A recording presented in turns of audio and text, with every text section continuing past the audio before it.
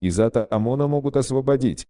Саидбурхон Шарипов, адвокат арестованного в Таджикистане известного правозащитника, главы Московского центра таджиков Изата ОМОНа, 22 апреля сообщил агентству «Азия Плюс» о том, что его подзащитный обвиняется всего лишь по одной статье УК РТ в мошенничестве и, согласно закону об амнистии, в случае компенсации нанесенного ущерба, может быть освобожден.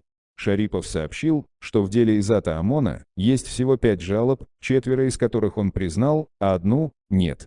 Адвокат также сообщил, что Изат ОМОН по-прежнему находится в ИВС МВД и еще не переведен в СИЗО. Надеемся, что его дело решится еще до его перевода в СИЗО, мы стараемся, чтобы это дело было закрыто, а мой подзащитный был освобожден. Также согласно закону об амнистии от 2019 года, если преступление с материальным ущербом, в случае покрытия ущерба в отношении задержанного применяется амнистия, рассказал Саидбурхон Шарипов.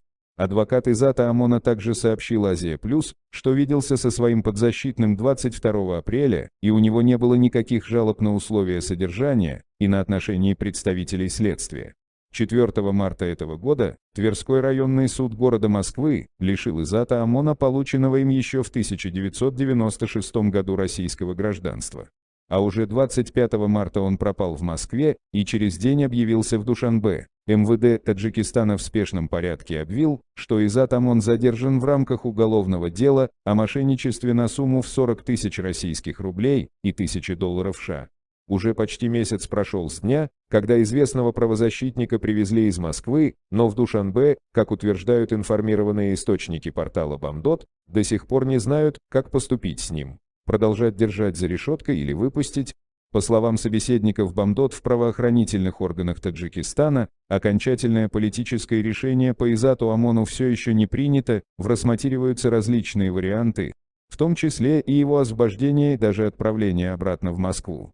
Эти источники утверждают, что некоторые круги в руководстве МВД Таджикистана хотели заработать очки на экстрадиции Изата ОМОНа, но не добились желаемых результатов, так как в политическом руководстве республики посчитали трату стольких сил, времени и, может быть, и крупных денег на обеспечение депортации из России и арест правозащитника уровня Изата ОМОНа ненужным и несвоевременным.